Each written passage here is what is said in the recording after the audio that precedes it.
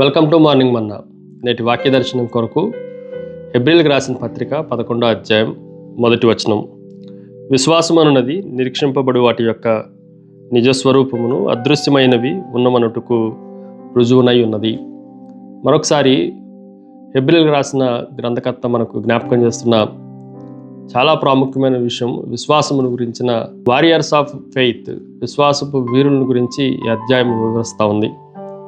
ఈ మొదటి వచనంలో నుండి 4 ప్రాముఖ్యమైన విషయాలు ఈ ఉదయకాల సమయంలో మనం ఆలోచన చేద్దాండి.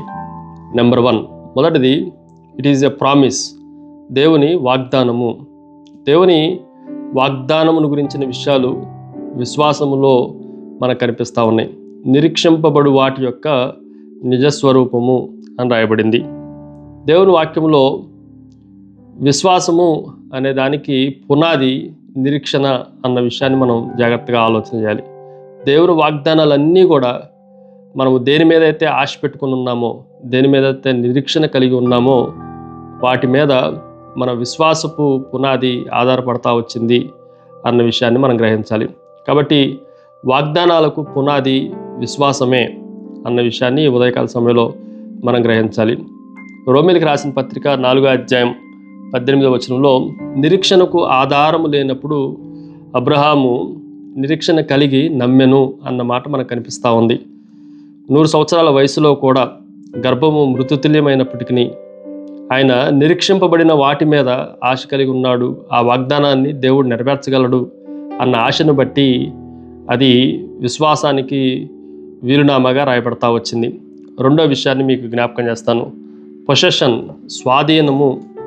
మనం జాగ్రత్తగా దేవుని వాక్యాన్ని మనం జాగ్రత్తగా ఆలోచన చేస్తే మనకు ఒక టైటిల్ డీల్ లాంటిది, ఇంకా చెప్పాలంటే ఒక దస్తావేజు లాంటిది. ఈ ఉదయకాల సమయంలో భవిష్యత్తు యొక్క వాస్తవికతను వర్తమాన కాలంలో మనం పొందుకున్న దస్తావేజు లాంటిది. మనం పరలోకానికి వెళ్ళకపోయినప్పటికీ భూమి మీదే మనకి వర్తమానానికి సంబంధించిన దస్తావేజులు మన చేతిలో ఉన్నాయి కనుక పరలోకం వెళ్తాం అన్నదాన్ని తథ్యముగా మనం భావించాలి. మూడో విషయాన్ని మీకు జ్ఞాపకం చేస్తాను. ఇట్ ఈజ్ ఎ ప్రూఫ్, రుజువు.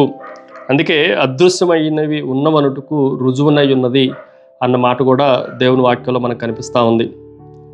ఒక చిన్న ఇలస్ట్రేషన్ మనం జాగ్రత్తగా ఆలోచన చేస్తే వైఫై మన కంటికి కనిపించదు, కానీ ఏదన్నా పరికరం దానికి కనెక్ట్ అయినప్పుడు అది పనిచేస్తున్నట్లుగా మనం గ్రహించడానికి అవకాశం ఉంది. కానీ దేవుని వాక్యంలో మనం జాగ్రత్తగా ఆలోచన చేస్తే పరలోకపు వైఫై మన భౌతిక సంబంధమైన భూ సంబంధమైన వాటికి మన జీవితాలకి కనెక్ట్ అవుతుంది అన్న సత్యాన్ని మనం గ్రహించాలి. 4వ విషయాన్ని మీకు జ్ఞాపకం చేస్తాను. పర్సెప్షన్, గ్రాహ్యత, గ్రహించటము. ఈ విషయాన్ని కూడా మనం జాగ్రత్తగా ఆలోచన చేస్తే నేకెడ్ ఐకి, మన చూచే కంటికి కొన్ని కనిపించవు, కానీ విశ్వాసపు కంటికి అవన్నీ స్పష్టంగా కనిపించడానికి అవకాశం ఉంది. కాబట్టి ఎలీషా దాసుడికి ఎలాగైతే ఆయన చుట్టూ ఉన్న అగ్ని రథాలు, ఆ విషయాలు ఏదైతే బోధపడలేదో అవి అదృశ్యమైన కంటికి కనిపించాయి. ప్రార్థన. సకల ఆశీర్వాదములకు కారణభూతుడవు తండ్రి, మమ్మల్ని విశ్వాసముతో నింపినందుకై నిన్నే స్తుతిస్తూ ఆరాధిస్తూ యేసు నామమున అడిగి వేడుకొంచున్నాం తండ్రి. ఆమెన్. God bless you.